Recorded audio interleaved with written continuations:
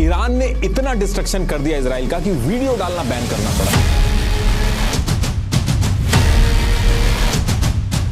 Palestine के साथ हैं, इजराइल के खिलाफ हैं और यूएस की इस पपेट करप्ट रॉयल फैमिली के खिलाफ हैं। बॉम्ब गिरने से ठीक पहले कुछ ट्रक आए, यूरेनियम उठा के गायब हो गए और सैटेलाइट से पता ही नहीं चल पाया।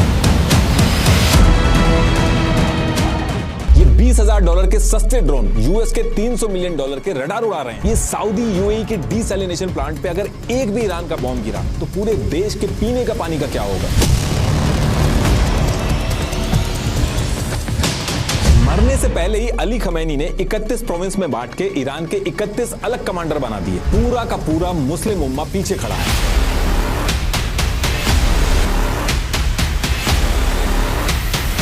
पैसे बड़े लगे हैं, अब रिटर्न भी बड़ा चाहिए। आते ही अली खमैनी को लेटर लिख के सीधे 60 दिन का अल्टीमेटम दिया गया।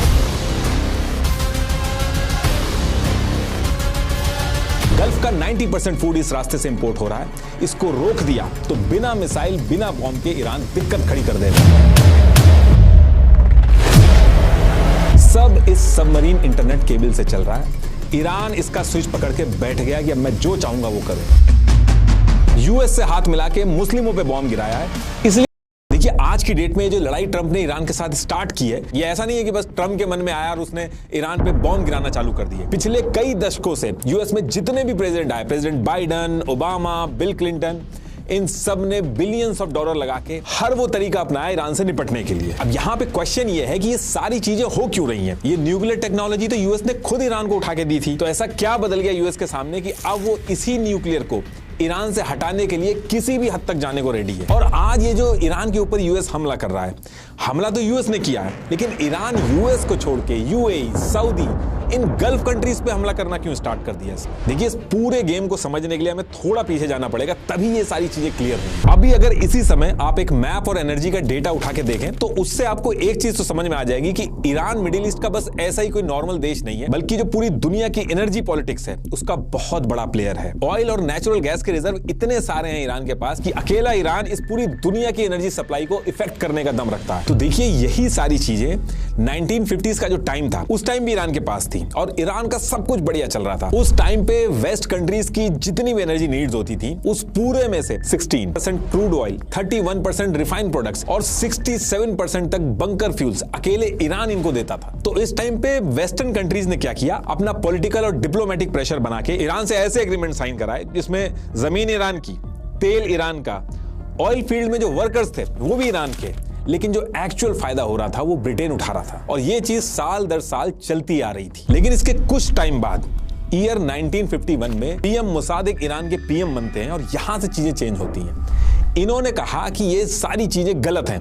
हमारी जमीन है, ऑयल हमारा है, इस पे पहला हक भी हमारा होगा। इन्होंने आके ईरान के ऑयल को नेशनलाइज कर दिया। मतलब कि अब जो ईरान का ऑयल है उसका असली प्रॉफिट ईरान के लोगों को मिलेगा, ब्रिटेन और वेस्ट कंट्रीज जो है उनको कम मिलेगा। अब ये कर तो दिया पीएम मुसादिक ने, लेकिन उनको बिल्कुल आइडिया नहीं था कि वो कितनी बड़ी मुसीबत में पड़ने वाले।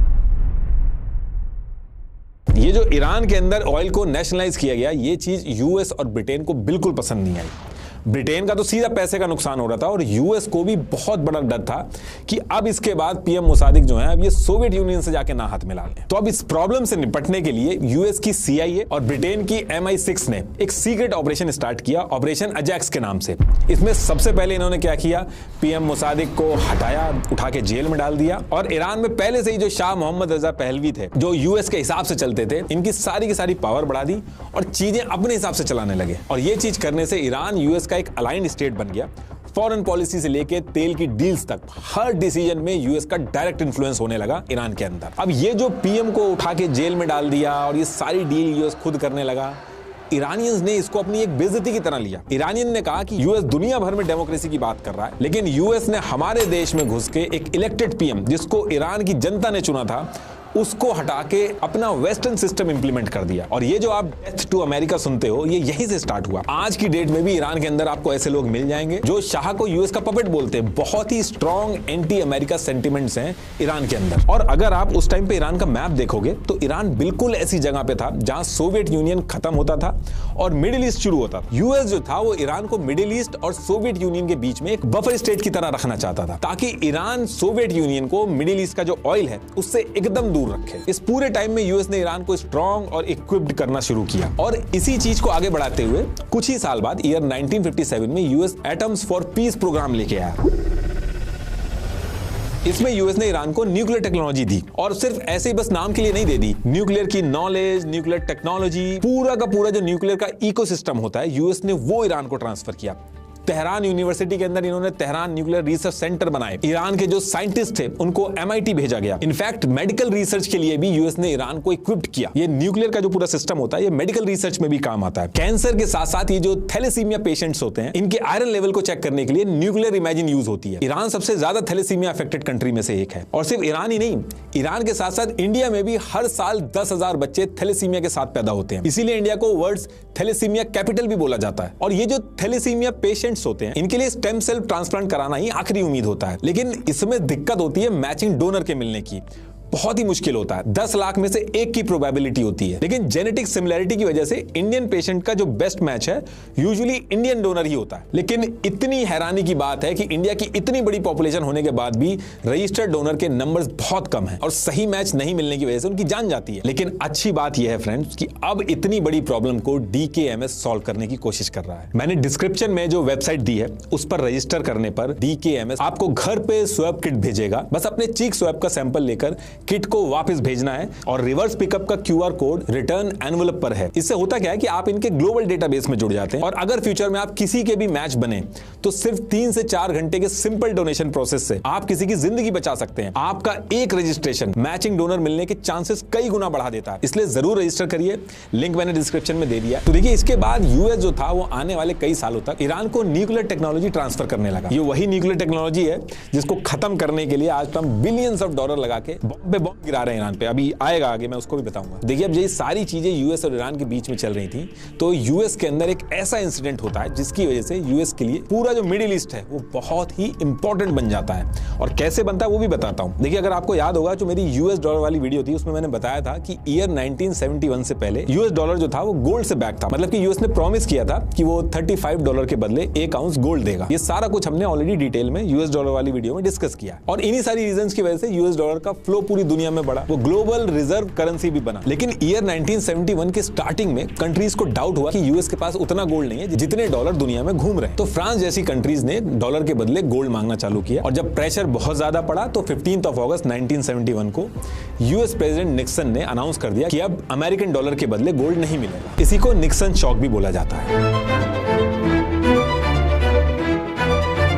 लेकिन इन सारी चीजों के बीच में जब ये निक्सन शॉक होता है, इस एक इवेंट से कंट्रीज का डॉलर के ऊपर ट्रस्ट कम होने लगा। कहीं ना कहीं यूएस को भी लगने लगा कि कुछ ना कुछ करना पड़ेगा वरना कंट्रीज का ट्रस्ट लूज होगा तो वो अपने रिजर्व में डॉलर नहीं रखेंगी, तो इससे डॉलर का दुनिया में डोमिनेंस कम होगा। यूएस की जो हेजेमनी है, जो दबदबा है, उस पर इंपैक्ट आएगा। तो यूएस ने गोल्ड का रिप्लेसमेंट ढूंढना चालू किया ताकि दुनिया में डॉलर के ऊपर डिपेंडेंसी बनी रहे। तो इस टाइम पे यूएस ने देखा कि ऑयल जो है वो दुनिया के लिए एक यूनिवर्सल कमोडिटी बन चुकी है जिसके बिना काम ही नहीं चल सकता कंट्रीज का। और सबसे ज्यादा ऑयल रिजर्व जो है वो Iran, Saudi, Kuwait, Iraq, middle east में था। तो फिर ये सारी चीजें देख के ईयर 1974 में यूएस जो है वो सऊदी के पास पहुंचता है और सऊदी के पास पहुंच के इन्होंने एक अरेंजमेंट किया। इन्होंने सऊदी से कहा कि जो भी तुमसे ऑयल खरीदने आए उसको तुम सिर्फ डॉलर में बेचो, किसी और करेंसी में मत बेचो। अब यहां से दिक्कत यह है कि अगर सऊदी सारा कुछ डॉलर में बेचेगा तो बहुत सारा डॉलर आएगा, उस डॉलर का वो करेगा क्या, क्योंकि डॉलर के बदले गोल्ड तो अब मिल नहीं रहा है।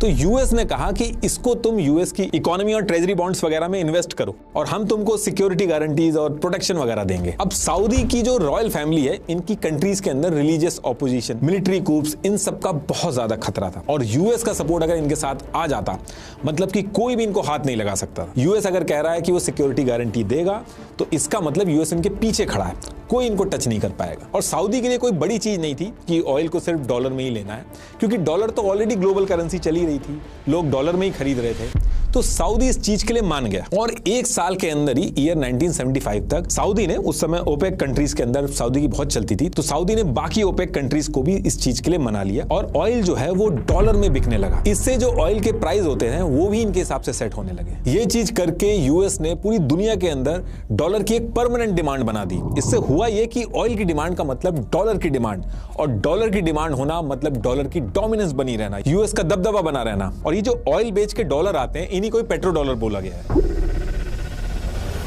और इस पूरी साइकिल को पेट्रो डॉलर रिसाइकलिंग बोला गया। तो इससे हुआ यह कि पेट्रो डॉलर रिसाइकिल करके डॉलर जो यूएस में वापस इन्वेस्ट होता था, यूएस के पास जो पैसा आता था, यूएस इससे अपनी मिलिट्री स्ट्रांग करता था और इसी मिलिट्री का यूज करके मेक श्योर करता था कि पेट्रो डॉलर का सिस्टम मिडिल ईस्ट के अंदर एज इट इज बना रहे। और इस तरीके का एडवांटेज किसी और कंट्री के पास नहीं था। मिडिल ईस्ट का आप कोई भी कन्फ्लिक्ट उठा के देखोगे, उसकी जड़ इसी से जुड़ी हुई मिलेगी आपको।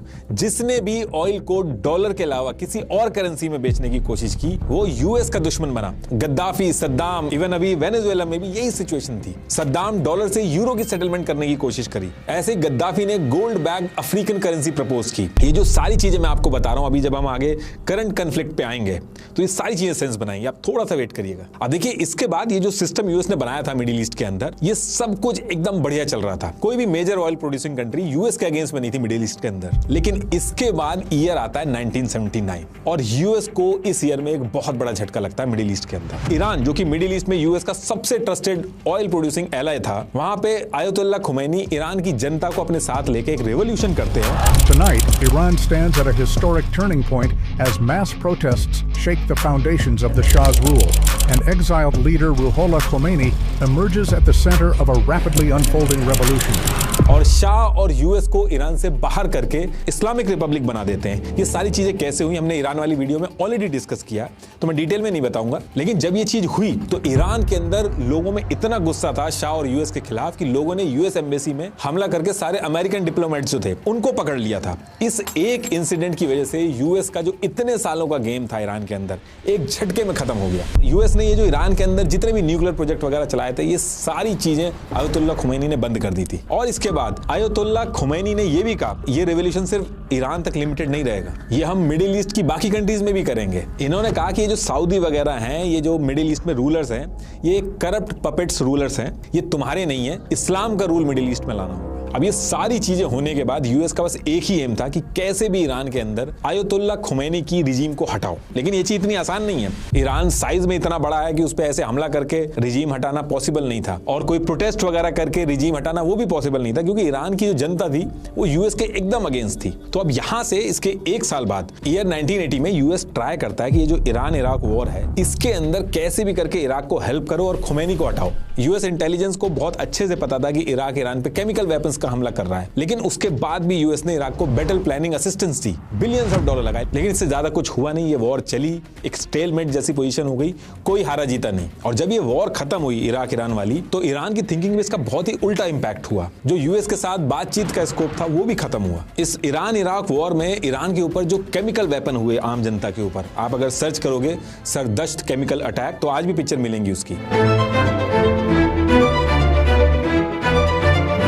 तो जब लड़ाई चल रही थी तो इसको लेके ईरान मल्टीपल टाइम्स यूएन गया, दुनिया भर के देशों के पास गया कि हमने केमिकल वेपन यूज नहीं किया, लेकिन हमारी आम जनता के ऊपर केमिकल वेपन मारे जा रहे हैं। लेकिन इसको लेके यूएन वगैरह कहीं भी सुनवाई नहीं हुई। इन सारी चीजों को देख के ईरान एक चीज समझ गया था कि ये जो अमेरिका की दुश्मनी है ये टेम्परेरी नहीं है, यूएस चुप नहीं रहेगा, आगे भी आएगा, और जो भी करना होगा इनको खुद अकेले करना होगा, कोई मदद के लिए नहीं आने वाला। और इसी टाइम पे ईरान के अंदर एक तबका था जो इस चीज के फेवर में था कि यूएस से अगर बचना है तो न्यूक्लियर जैसा एक लॉन्ग टर्म स्ट्रेटेजिक टूल होना चाहिए। लेकिन आयतुल्लाह खुमैनी जो थे ये न्यूक्लियर वेपन के खिलाफ थे। इनका मानना था कि मास डिस्ट्रक्शन वाले जो हथियार होते हैं ये इस्लाम के असूलों के खिलाफ हैं। तो जब तक आयतुल्लाह खुमैनी रहे, न्यूक्लियर वेपन के बारे में इतनी ज्यादा खुल के बात नहीं हुई। लेकिन होता क्या है कि ईयर 1989 में आयतुल्लाह खुमैनी की डेथ हो जाती है और उसके बाद अली खमैनी ये पावर में आते हैं। और इस टाइम पे ईरान की सिचुएशन ये हो चुकी थी कि एक तरफ यूएस बैक्ड अरब जो थे वो खिलाफ में थे, इजराइल खिलाफ में था, यूएस रिजीम चेंज कराने में लगा हुआ था। तो ईरान ने यहाँ पे 2-3 चीजें की। ईरान ने यूएस से डायरेक्ट लड़ने की बजाय मिडिल ईस्ट के अंदर जो भी छोटे छोटे ग्रुप्स थे जो इजराइल और अरब रॉयल फैमिली जैसे सऊदी, बहरीन, यूएई इनके खिलाफ थे, जैसे पैलेस्तीन में हमास, लेबनान में हिजबुल्लाह, जैसे यमन में हुतीज, ऐसे कई सारे ग्रुप जो थे उनको पैसे और हथियार से सपोर्ट करना चालू किया।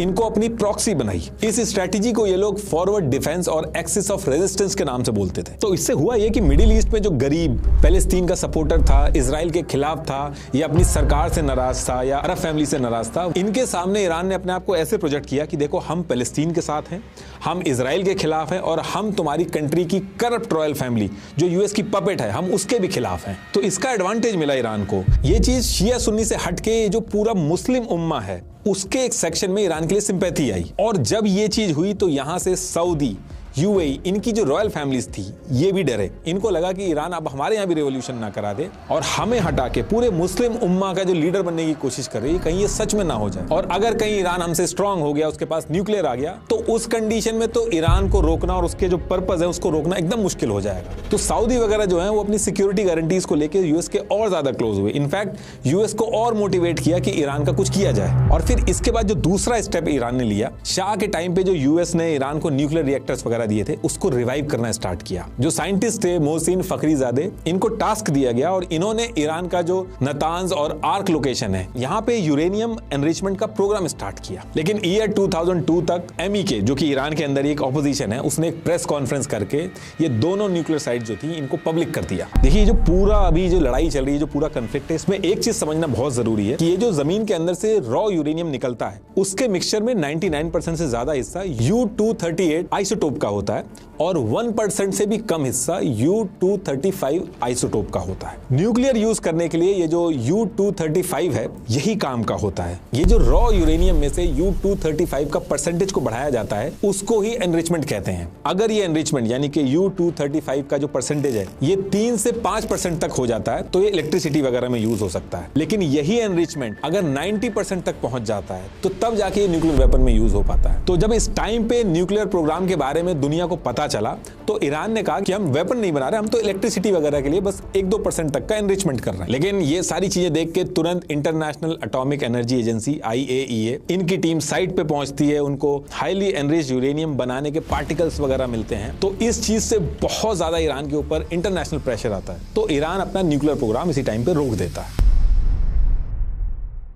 तो इस टाइम पे न्यूक्लियर प्रोग्राम तो रुक गया, लेकिन सेम टाइम पे एक और ऐसी चीज होती है कि फिर से दोबारा से इसकी नीड पड़ जाती है। होता क्या है कि सद्दाम हुसैन जो यूएस के अगेंस्ट हो गया था उसको यूएस ने पकड़ा और रिजीम चेंज कर दी इराक के अंदर। और ये करने के बाद ईरान को भी इराक के साथ जोड़ के एक्सिस ऑफ इविल बोलना स्टार्ट कर दिया यूएस ने। और एक तरफ इराक में यूएस घुस गया, दूसरी तरफ अफगानिस्तान में भी यूएस था और धीरे धीरे ईरान को हर तरफ से एनसर्कल करके प्रेशर बनाना स्टार्ट किया यूएस ने। इस सद्दाम वाले इंसिडेंट का ईरान पे बहुत बड़ा इंपैक्ट पड़ा। यहां से ईरान को रियलाइज हो गया कि जो देश यूएस की हिट लिस्ट में है उसका जाना तय है। बस एक नॉर्थ कोरिया है जो यूएस की हिट लिस्ट में भी है लेकिन उसको यूएस टच नहीं करता, और वो सिर्फ इसलिए नहीं करता क्योंकि उसके पास न्यूक्लियर है। तो यहीं से ईरान को लगा कि अगर अपना सर्वाइवल चाहिए और यूएस से बचना है तो उसका एक ही रास्ता है कि अपना न्यूक्लियर बनाओ, वरना कभी ना कभी सद्दाम की तरह हमारा भी यही हाल होगा। तो इन सारी चीजों को देख के दोबारा से जो ईरान के प्रेसिडेंट महमूद थे, इन्होंने जितनी भी इससे पहले न्यूक्लियर डील वगैरह के जो एग्रीमेंट वगैरह थे वो सब रद्द कर दिया, उनको कैंसिल कर दिया। और ईरान के अंदर जो फोर्डो पहाड़ हैं उसके अंदर छुपा के न्यूक्लियर एनरिचमेंट दोबारा से शुरू कर दिया। अब देखिए यूएस जो है वो ईरान का न्यूक्लियर हो जाना ये बिल्कुल अफोर्ड नहीं कर सकता था, क्योंकि ईरान के पास अगर न्यूक्लियर आ गया तो यूएस का कोई भी प्रेशर या कोई भी धमकी कुछ काम नहीं करता। और जब डर ही नहीं रहेगा ईरान को तो ईरान अपना ऑयल चाहे युआन में बेचे चाहे येन में बेचे, यूएस कुछ नहीं कर पाएगा। और जब ईरान ये करेगा तो बाकी गल्फ कंट्रीज भी करने लगेंगे। और इसके साथ साथ यूएस ने सऊदी अरेबिया, गल्फ कंट्रीज को सिक्योरिटी प्रोमिसेस कर रखे हैं। इसी वजह से गल्फ कंट्रीज ने डॉलर को तेल में बेचने के लिए एक्सेप्टेंस दी थी। तो अगर ईरान न्यूक्लियर देश बनने के बाद गल्फ कंट्रीज पे अग्रेसिव हो जाए या रेवोल्यूशन लाने की बात करे तो यूएस की सारी सिक्योरिटी गारंटीज बस पेपर पे रहेंगी, वो कुछ कर नहीं पाएगा। तो देखिए सारी चीजें बताने का मतलब ये है कि एक अकेले ईरान के न्यूक्लियर बनने से ईयर 1974 से ये जो गेम पूरा चला आ रहा है यूएस का, पूरा ये जो पेट्रो डॉलर का सिस्टम है और डॉलर की डोमिनेंस चल रही है, एक झटके में उसको इंपैक्ट पड़ेगा। तो यूएस कुछ भी अफोर्ड कर सकता है लेकिन यूएस ईरान को किसी भी कीमत पे न्यूक्लियर देश बनना अफोर्ड नहीं कर सकता। तो जैसे यूएस को पता चला कि ईरान दोबारा से न्यूक्लियर प्रोग्राम अपना स्टार्ट कर रहा है, इनकी और इजराइल की इंटेलिजेंस बहुत अंदर तक घुसी हुई थी, इनको हर चीज पता चल जाती है। तो यूएस और इजराइल ने डायरेक्ट हमला नहीं किया बल्कि एक स्टक्स नाम से एक वायरस बना के इनकी न्यूक्लियर फैसिलिटी पे छोड़ दिया। न्यूक्लियर फैसिलिटी के अंदर जितने भी सेंट्रीफ्यूजेस थे जो यूरेनियम का एनरिचमेंट करते थे वो जरूरत से ज्यादा स्पिन होके सारे टूट गए। और इसके साथ साथ ईरान के जो साइंटिस्ट थे जो एक्चुअल में इस प्रोग्राम को चला रहे थे, जैसे मसूद अली, माजिद, दरियांश, मुस्तफा अहमदी, ये सारे थोड़े थोड़े टाइम पे मिस्टीरियस तरीके से इनके साथ एक्सीडेंट हुए और ये मारे जाने लगे। कोई अपनी कार स्टार्ट कर रहा तो ब्लास्ट हो जा रहा, कोई बाहर सुबह से निकल रहा तो वहां अपने आप गिर जा रहा। तो ये सारी चीजें होने लगी और जो न्यूक्लियर प्रोग्राम था ईरान का वो डिले होने लगा। लेकिन उसके बाद भी ईरान रुका नहीं, किसी ना किसी तरीके से उसने अपने प्रोग्राम को बनाए रखना जारी रखा। क्योंकि ईरान का यह मानना था कि अगर न्यूक्लियर नहीं बना पाए ये तो वैसे ही इनका मरना तय है। तो ईरान पहाड़ों के नीचे अलग अलग जगह पे अलग अलग तरीके से कैसे ना कैसे करके एनरिचमेंट स्टार्ट करने लगा और इसकी वजह से एक चेन स्टार्ट हो गई जिसमें ईरान अलग अलग तरीके लगा के अपना न्यूक्लियर प्रोग्राम बना रहा है और वहीं दूसरी तरफ अमेरिका और इजराइल इसको ट्रैक करके अलग अलग मिशन चला के उसको रोक रहा है। काफी सालों तक ये चीज चलती रही, लेकिन इसके बाद ईयर 2009 आता है और यहाँ पे ओबामा की एंट्री होती है। ओबामा प्रेसिडेंट बन के आते हैं। तो इस टाइम पे ईरान और यूएस के बीच में ये जो न्यूक्लियर को रोकने का खेल चल रहा था, इसको इन्होंने थोड़ा अलग तरीके से रोकने की कोशिश की। इन्होंने कहा कि हमला करने की बजाय अगर हम ईरान को टेबल पे लाके एक न्यूक्लियर एग्रीमेंट साइन कर लें तो उससे न्यूक्लियर प्रोग्राम भी रुक जाएगा और ये लड़ाई जैसी सिचुएशन भी नहीं होगी। लेकिन ईरान इस तरीके के न्यूक्लियर प्रोग्राम में कोई एग्रीमेंट हो जाए इसके लिए ओके नहीं था वो। ऐसा इसलिए था क्योंकि यूएस ने गद्दाफी के साथ भी एग्रीमेंट किए थे। गद्दाफी ने भी अपना पूरा का पूरा न्यूक्लियर प्रोग्राम बंद करके यूएस को दे दिया था, लेकिन उसके बाद भी गद्दाफी को मारा गया। तो ईरान का मानना था कि यूएस ये जो एग्रीमेंट वगैरह लेके आ रहा है ये बस टाइम बाय करने का तरीका है, ईरान को वीक करने का तरीका है और जब ये लोग इस चीज के लिए एग्री होंगे, इसको हटा देंगे तो उसके बाद इनका खात्मा होगा। तो ईरान जब मान नहीं रहा था तो ओबामा ने बैक टू बैक ईरान पे हैवी सैंक्शन लगाए, स्विफ्ट पेमेंट से निकाल दिया, सारे बैंक्स पे सैंक्शन लगा दिए। जो कंट्री ईरान से ऑयल खरीदने की कोशिश करती थी उस पे सैंक्शन लगा दिए। ईरान इतना सारा ऑयल होने के बाद भी ऑयल नहीं बेच पा रहा था, इकोनॉमी डूब रही थी, पेमेंट सिस्टम बंद होना बहुत बड़ी दिक्कत क्रिएट कर रहा था। लग्जरी आइटम तो छोड़ो, जो बेसिक मेडिसिन थी वो तक इंपोर्ट होने में दिक्कत हो रही थी क्योंकि कोई कंट्री अगर मेडिसिन दे भी दे तो वो पेमेंट कैसे करे ईरान को। हॉस्पिटल में एनेस्थीसिया तक कम हो गए थे तो ऑपरेशन वगैरह तक नहीं हो पा रहे थे। और फिर जब बहुत ज्यादा हाल खराब हुआ सैंक्शन से तो ईरान एग्रीमेंट के लिए रेडी हुआ। जुलाई 2015 को वियना के अंदर ईरान ने JCPOA एग्रीमेंट साइन किया। ईरान के साथ इसमें यह डील हुई कि ईरान 3.67% तक एनरिचमेंट कर सकता है, लेकिन IAEA जो है इसके इंस्पेक्टर 24 घंटे मॉनिटरिंग करेंगे। तो इस चीज के लिए दोनों कंट्रीज ओके होती हैं, ये एग्रीमेंट हो जाता है। ईरान के ऊपर जो सैंक्शंस थे उनको ईज किया गया, हर कोई बहुत खुश था इससे और चीजें बहुत अच्छे से आगे चलने लगी। लेकिन इसके 3 साल बाद 2018 में एंट्री होती है ट्रंप की। ट्रंप प्रेसिडेंट बनने के बाद ही कहते हैं कि ओबामा ये जो ईरान के साथ न्यूक्लियर डील करके गए हैं ये बहुत बड़ा ब्लंडर है जिसका बहुत बड़ा नुकसान यूएस को होगा। पहली चीज इन्होंने कही कि ये जो एग्रीमेंट है उसमें इतनी दिक्कतें हैं, जो बेसिक बैलिस्टिक मिसाइल वगैरह हैं इसको तक ओबामा ने कवर नहीं कर रखा इस एग्रीमेंट में। ऊपर से जो इंपॉर्टेंट क्लॉज है वो कुछ टाइम बाद एक्सपायर हो जाएंगे और उस केस में ईरान लीगली और स्ट्रांग हो जाएगा। ट्रंप ने कहा कि ओबामा ये जो JCPOA साइन करके गए हैं इससे ये यूएस को एक ट्रैप में फंसा के गए हैं, इससे फायदा कुछ नहीं होने वाला, ईरान को बस टाइम मिलेगा, वो और स्ट्रांग होगा और तब ईरान को न्यूक्लियर बनाने से रोकने के लिए बहुत देर हो चुकी होगी। ट्रंप ये जो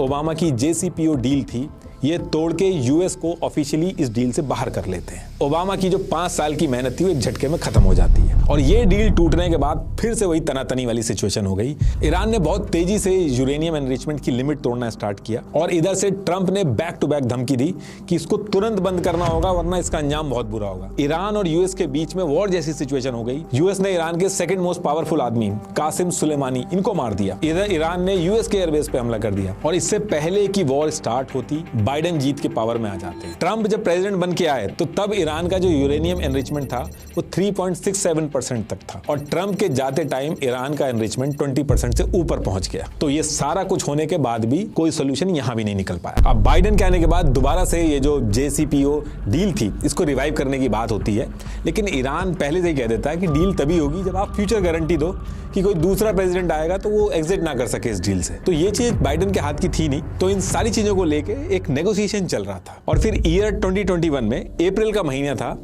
इस दिन जब ये नेगोशिएशन चल रहा था ईरान की टीम और यूएस की टीम के बीच नेगोशिएशन में 11 अप्रैल 2021 को ईरान की जो नतांज एनरिचमेंट फैसिलिटी थी उस पे इजराइल ने बॉम्ब मार दिए और जितने भी एडवांस IR-6 सेंट्रीफ्यूजेस थे ये सारे के सारे उड़ा दिए। ये जो चीज हुई इससे ईरान बहुत ज्यादा गुस्सा हो गया कि एक तरफ तो नेगोशिएशन चल रहा है और दूसरी तरफ हमारे ऊपर बॉम्ब मारे जा रहे हैं, तो ये सारी चीजें हम नहीं चलेंगी और यहां से बात थोड़ी बिगड़ भी गई। तो इसका जवाब देने के लिए ईरान ने डायरेक्ट हमला नहीं किया इजराइल पे, बल्कि ये कहा कि हम पे हमला हुआ है और हम इसके बदले में अब 60% न्यूक्लियर एनरिचमेंट करेंगे एज अ पेनल्टी और वार्निंग दी कि हम चाहें तो 90% तक कर सकते हैं लेकिन हम 60% तक ही एनरिचमेंट कर रहे हैं, लेकिन दोबारा अगर ऐसा हमला हुआ तो हम 90% तक भी कर लेंगे। तो 11 अप्रैल 2021 को यह हमला हुआ था और 11 मई 2021 तक 60% न्यूक्लियर एनरिचमेंट ईरान ने कर लिया और ये सारी चीज दुनिया को भी पता चली क्योंकि IAEA IAEA ने अपनी रिपोर्ट में भी ये चीज कंफर्म कर दी कि ईरान ने 60% एनरिचमेंट कर लिया है। अब इसको लेके यूएस के लिए भी दिक्कत खड़ी हुई, बाकी देश भी एक साथ आए, ईरान पे प्रेशर बनाना चालू किया गया, क्योंकि अब यहां से 90% करना भी बहुत आसान था। IAEA के जो बोर्ड ऑफ गवर्नर थे, इन्होंने 35 मेंबर कंट्रीज में वोट वगैरह करा के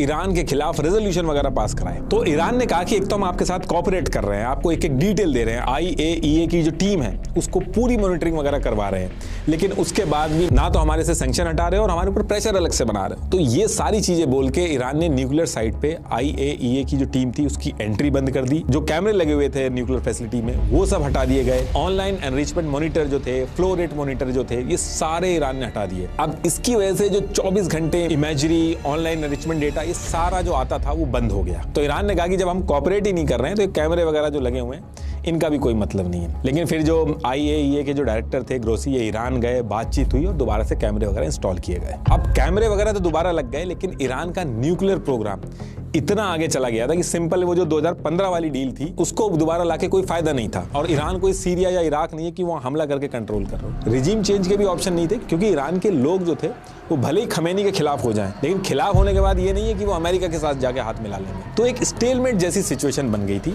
और फिर इसके बाद 3 मार्च 2023 को एक और चीज होती है जिससे और सारे लोग परेशान हो जाते हैं। इस दिन IAEA ने रिपोर्ट पब्लिश की और कहा कि ईरान का जो न्यूक्लियर प्रोग्राम है इसको ईरान अब 12 दिन के ब्रेकआउट टाइम तक ले आया है। 12 दिन ब्रेकआउट पॉइंट का मतलब है कि ईरान जब चाहे 12 दिन में 60% से 90% एनरिचमेंट कर सकता है। लेकिन इसका मतलब ये नहीं है कि इतने दिन में न्यूक्लियर वेपन तैयार हो जाएंगे। जो एक्चुअल न्यूक्लियर बम होता है उसको डिजाइन करना एकदम अलग चीज है। कोर फैब्रिकेशन होता है, असेंबली होती है, डिलीवरी सिस्टम में लाइट वेट करके उसको फिट करना बहुत ही कॉम्प्लेक्स फेज होता है। ये इसमें और ज्यादा टाइम लगता है, 6 महीने से 1 साल से ज्यादा भी लग सकता है। तो यहां से सिचुएशन और खराब होने चालू हो गई थी और अगले 2 साल तक, यानी कि 2023 से 2025 तक वही पुराना खेल शुरू हो जाता है। यूएस ने प्रेशर पॉइंट्स बढ़ाए, सैंक्शन और बढ़ाए, ईरान ने भी अपनी प्रॉक्सीज, हिजबुल्ला, हाउतीज, हमास, इन सबको एक्टिव करा। इसी बीच में 7 अक्टूबर वाला हमला भी हुआ। ईरान और इजराइल आमने सामने आ गए, इजराइल ने न्यूक्लियर साइट पे बॉम्ब गिराए। ये सारी चीजें 2 साल के अंदर हुई, लेकिन उसके बाद भी ईरान ने जैसे तैसे छुपा के अपना न्यूक्लियर प्रोग्राम बचा के रखा। और फिर इसके बाद ईयर आता है 2025, यानी कि पिछला साल, और यहाँ पे दोबारा से एंट्री होती है ट्रंप की। ट्रंप दोबारा से जब प्रेसिडेंट बन के आते हैं तो उसके कुछ ही दिन बाद, यानी कि मार्च 2025 को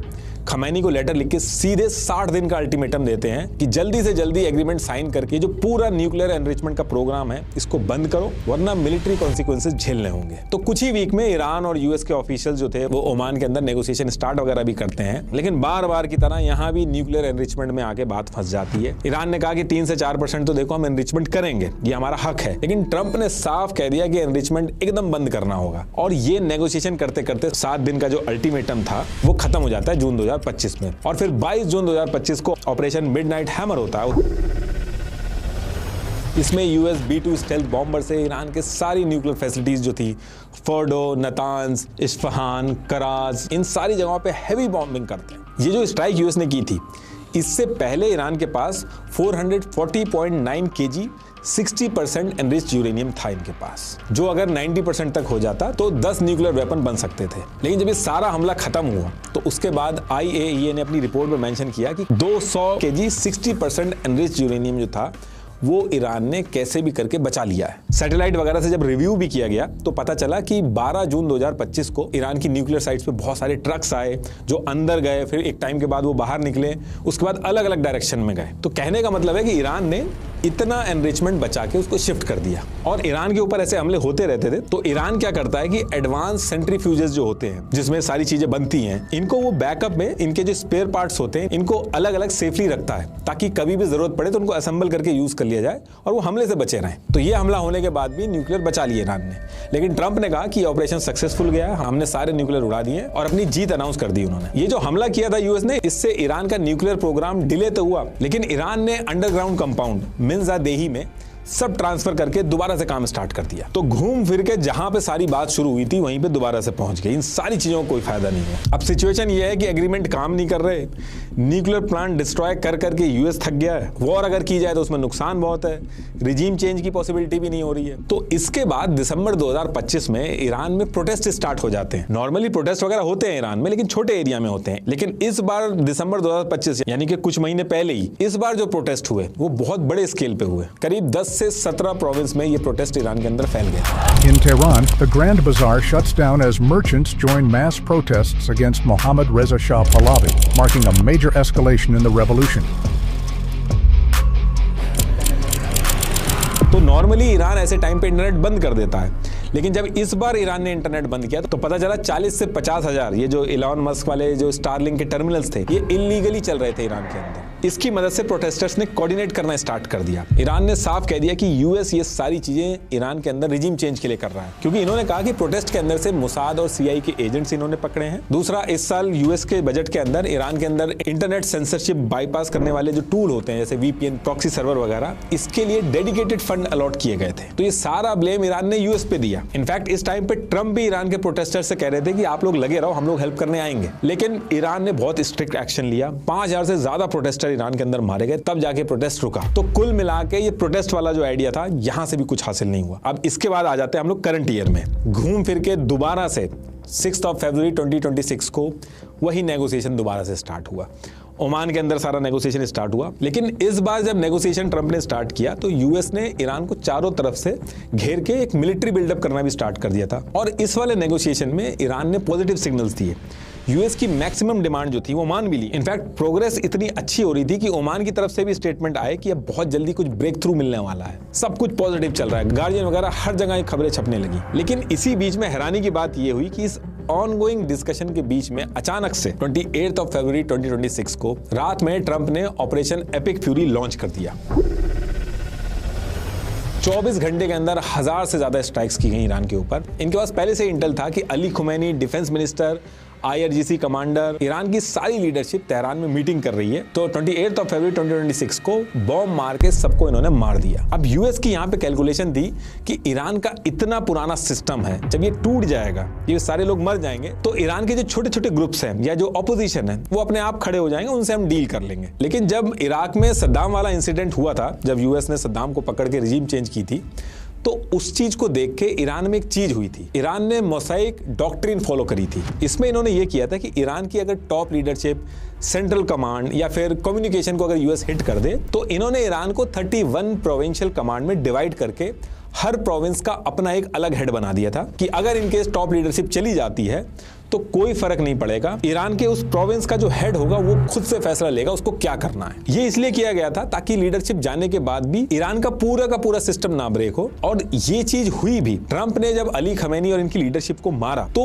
उसके बाद यही समझ में नहीं आया कि बात किससे की जाए। नेगोशिएशन के लिए कोई बचा ही नहीं, और नेगोशिएशन के लिए अगर कुछ बात आगे भी बढ़ती थी या ट्राई भी किया जाता था तो जो दूसरा ग्रुप था तो वो उस नेगोशिएशन के खिलाफ बात करने लगता। तो ईरान की लीडरशिप खत्म करने के बाद भी यूएस की प्रॉब्लम सॉल्व नहीं हुई है। उल्टा ईरान ने एक स्ट्रॉन्ग और सरप्राइज रिटेलिएशन स्टार्ट कर दिया है। सरप्राइज वर्ड में इसलिए यूज कर रहा हूं क्योंकि ईरान ने इजराइल के साथ साथ गल्फ की top oil producing countries Saudi Arabia, Kuwait, Qatar, UAE, gulf countries के अंदर जहां जहां यूएसए के बेस हैं, इन सब पे हमला कर दिया। Iran has expanded its military operations across multiple Middle Eastern nations in recent days, raising serious concerns of a broader regional conflict as global powers closely monitor the rapidly escalating situation. और US के लिए एक ऐसी situation खड़ी कर दी है जहां पे यूएस बैकफुट पे है। अब यूएस एक सुपर पावर है, ईरान उसके सामने कुछ भी नहीं है। जितना ईरान का पूरा मिलिट्री बजट है उतना तो यूएस के एक एयरक्राफ्ट का खर्चा हो जाता है। लेकिन उसके बाद भी ईरान यूएस को इसलिए परेशान कर पा रहा है क्योंकि ईरान के पास कुछ चीजें ऐसी है जिसकी वजह से सिर्फ आज ही नहीं, ईरान को पिछले कई 100 सालों से हराना बहुत मुश्किल है। और ऐसा मैं क्यों कह रहा हूं वो भी आपको बताता हूं। अभी ये जो वॉर ऑनगोइंग है, यूएस इस टाइम पे ईरान के अलग अलग ठिकानों पे जाके हमला कर रहा है और बहुत भारी नुकसान कर रहा है। अब अगर आप ईरान की डेमोग्राफी देखोगे तो ईरान के चारों तरफ जो बॉर्डर्स हैं उनपे नेचुरल माउंटेन्स हैं। वेस्ट में जागरोज और नॉर्थ में एल्बोर्स माउंटेन,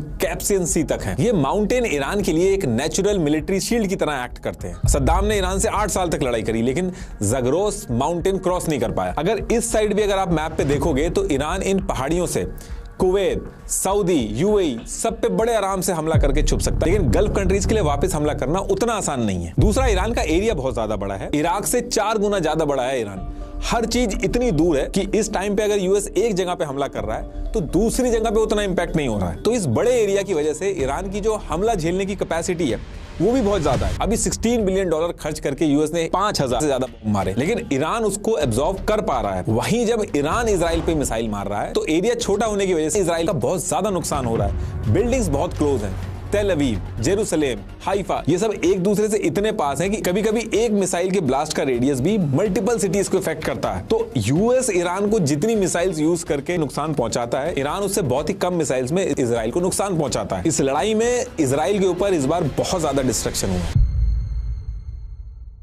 और इसके साथ साथ ईरान ने क्या किया, ये जो माउंटेन्स हैं इनके अंदर मिसाइल सिटीज बना रखी हैं अलग अलग लोकेशन पे, अंदर ट्रेनें भी चलती हैं। इन्होंने पहाड़ों के अंदर अंडरग्राउंड बेसेस, सारा मिसाइल और ड्रोन का सिस्टम अलग अलग जगह पे लगा रखा है। यूएस के लिए ये समझ पाना कि मिसाइल कहां से आ रही है वो भी एक बहुत टफ टास्क है। और ईरान यूएस से लड़ने के लिए पिछले 20 साल से तैयारी कर रहा है, तो इनके पास हथियारों के नंबर्स बहुत ज्यादा है। ईरान बहुत ही सस्ते मिसाइल और ड्रोन का यूज कर रहा है। ईरान का जो शाहिद ड्रोन है जो टारगेट पे जाके उड़ जाता है, उसकी कॉस्टिंग $20,000 से $50,000 के बीच में होती है। तो ईरान इनको बल्क में भेजता है, तो पकड़ना बहुत मुश्किल होता है। और इनको रोकने के लिए जो पैट्रियट इंटरसेप्टर्स हैं वो $4 मिलियन से भी ज्यादा के हैं। थर्ड इंटरसेप्टर्स $13 से $15 मिलियन का। ईरान के जो ये चीप ड्रोन्स हैं उन्होंने यूएस का $300 मिलियन का एडवांस रेडार AN/TPY-2 ये उड़ा दिया। इस वॉर के अंदर यूएस के ऊपर जो कॉस्ट का लोड है वो ईरान ने बहुत ज्यादा बढ़ा दिया। और इसके बाद सबसे बड़ा हथियार जो ईरान के पास है, जो आप रोज सुनते होंगे, स्ट्रेट ऑफ हॉर्मुज। ईरान ने इस एरिया को पकड़ के पूरा गेम चेंज कर दिया है। मैप पे अगर आप इस एरिया को देखोगे तो बहुत ही छोटा सा 33 किलोमीटर का एरिया है, और शिप जो होती है वो बहुत डीप वाटर से निकलती है। तो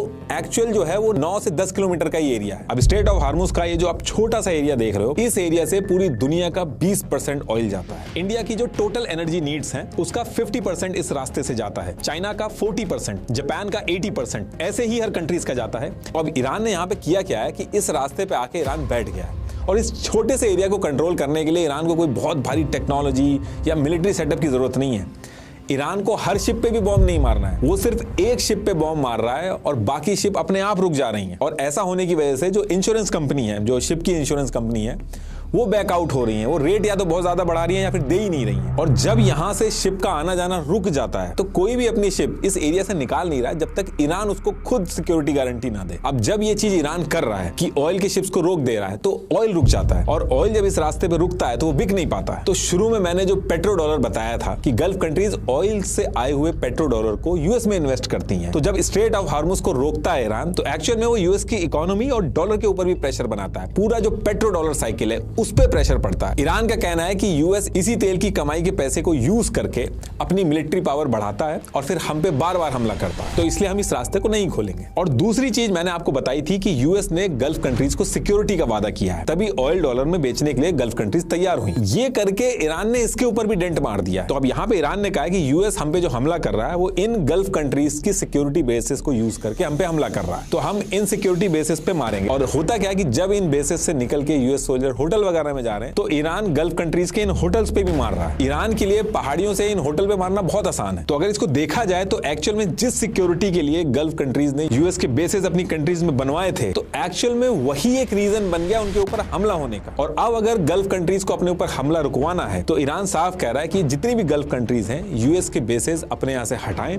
और ये जो एयर स्पेस है जहां से आके यूएस हमारे ऊपर हमला कर रहा है इसको बंद करें। और ये वॉर का अभी पहला फेज है। यूएस के पास बहुत सारी अभी ऐसी चीजें हैं जिसकी वजह से केओस क्रिएट हो सकता है गल्फ कंट्रीज के अंदर। गल्फ कंट्रीज में खेती नहीं होती है, तो 90% फूड इंपोर्ट होकर इसी स्ट्रेट ऑफ हॉर्मुज से ही आता है, जिसमें से 70% इसी स्ट्रेट ऑफ हॉर्मुज से आता है। तो ये वॉर अगर इस तरीके से चलती रही और ईरान ने अगर इसके ऊपर भी कुछ एक्शन लेना स्टार्ट किया तो और दिक्कतें स्टार्ट होंगी। और गल्फ कंट्रीज में पानी जो होता है तो ये लोग सी वाटर को डिसैलिनेशन प्लांट में प्रोसेस करके पीने का पानी बनाते हैं। बहुत टाइम लगता है इन डिसैलिनेशन प्लांट्स को बनाने में। गल्फ कंट्रीज का लगभग 60% पानी इन्हीं डिसैलिनेशन प्लांट से आता है। ईरान के लिए इन ज़गरोस माउंटेन से चीप ड्रोन भेज के डिसैलिनेशन प्लांट्स को उड़ाना बहुत ही आसान काम है। और अभी तक ये सारी चीजें ईरान ने करी नहीं है, लेकिन इन केस यूएस ऐसे ही बढ़ता रहा और ईरान ने सही में ये स्टेप उठा लिया कि डिसैलिनेशन प्लांट को ड्रोन से उड़ाने लगा, तो ये बहुत बड़ी दिक्कत खड़ी हो जाएगी। गल्फ कंट्रीज डरी हुई है कि अगर ईरान ने ऐसा किया तो फिर चाहे बाद में सीज फायर भी हो जाए, इन डिसैलिनेशन प्लांट्स को वापस बनाने में भी 6-6 महीने 1 साल तक लग जाता है। तब तक यहाँ के लोग पानी कहां से पिएंगे? तो बेसिकली गल्फ कंट्रीज यूएस की वो नस बन गई है जिसको ईरान दबा के यूएस के ऊपर प्रेशर बना रहा है। और जैसा मैंने अभी बताया था कि यूएस ने गल्फ कंट्रीज की सिक्योरिटी की जिम्मेदारी ली है, और अगर यूएस इस टाइम पे गल्फ कंट्रीज को नहीं बचा पाएगा, इतने सालों की यूएस की मेहनत पे पानी फिरेगा। इससे पहले क्या होता था कि ट्रंप ये बोल के निकल जाते थे कि हम जीत गए, हमारे ऑब्जेक्टिव्स पूरे हो गए हैं और बात खत्म हो जाती थी। लेकिन यहाँ पे वो भी नहीं हो पा रहा है क्योंकि अगर ऐसा करके ट्रंप यहां से निकल भी जाते हैं तो ईरान तो स्ट्रेट ऑफ हार्मुज में बैठा, वो तो कह रहा है हम जब तक नहीं खोलेंगे जब तक हमारी सारी की सारी शर्तें पूरी नहीं होंगी। ईरान ने शर्तों में बहुत सारी चीजें मांगी हैं कि हमारे ऊपर जो हमला हुआ है, जितना नुकसान हुआ, उसका सारा का सारा पैसा उसको वापस चाहिए, सैंक्शन हटाने को बोले हैं, न्यूक्लियर प्रोग्राम को एनरिच करेगा, वो बहुत सारी डिमांड है। और सिर्फ गल्फ कंट्रीज और यूएस की बात नहीं है, इस लड़ाई का लेवल अगर बढ़ा तो स्ट्रेट ऑफ हार्मुज और रेड सी जो है, पानी के नीचे जो इंपॉर्टेंट सबमरीन इंटरनेट केबल्स जाती हैं, तो इन केबल्स को भी उड़ाने की बात हो रही है। पूरी दुनिया की internet connectivity, cloud services, global data traffic, banking system, हर चीज में बहुत बड़ी दिक्कत खड़ी हो जाएगी। और ये भी कहा जा रहा है कि ट्रंप के ऊपर हर तरफ से प्रेशर है। यूएस में एक वेल फंडेड जूस लॉबी है जो कॉन्टिन्यूअसली इजराइल के इंटरेस्ट के लिए काम करती है। ट्रंप का पूरा इलेक्शन शेल्डन एडेल्सन की वाइफ ने फंड किया। इन्होंने एक बार पब्लिक फोरम पे ये तक बोल दिया था कि ईरान के ऊपर न्यूक्लियर चला देना चाहिए। तो ईरान के ऊपर इंटरनल प्रेशर्स भी हैं और आज तक की हिस्ट्री में कभी ऐसा नहीं हुआ कि सिर्फ एयर स्ट्राइक से रिजीम चेंज कर दी जाए और टेक ओवर कर लिया जाए। लेकिन यूएस भी कोई हल्की कंट्री नहीं है। ये लोग इराक में, सीरिया में, अफगानिस्तान में ये सारी चीजें बहुत बार करते आए हैं, तो इनको बहुत अच्छे से पता है कि ऐसी सिचुएशन में करना क्या है। ये भी रिपोर्ट्स आ रही हैं कि शायद बूट्स ऑन ग्राउंड यानी कि सोल्जर्स को भी ये कुछ एरिया में, जैसे कि स्ट्रेट ऑफ हार्मुज, इन सारे एरिया को कंट्रोल करने के लिए उतारेंगे। लेकिन फिलहाल के लिए भलाई इसी में है कि ये सब जल्दी से खत्म हो, वरना पूरी दुनिया के लिए दिक्कत खड़ी हो जाएगी। क्योंकि अगर ये इजराइल और ईरान ये बहुत ज्यादा डेस्परेट हो गए तो न्यूक्लियर वॉर तक बात पहुंच सकती है। और जिन कंट्रीज की कोई भी गलती नहीं है उनको इस सब में बिना मतलब नुकसान हो रहा है। लास्ट में एक बार फिर से आपको बता दूं, DKMS एक बहुत बड़ी प्रॉब्लम सॉल्व करने की कोशिश कर रहा है। लिंक मैंने डिस्क्रिप्शन में दे दिया, एक बार जरूर रजिस्टर करिए। Thank you.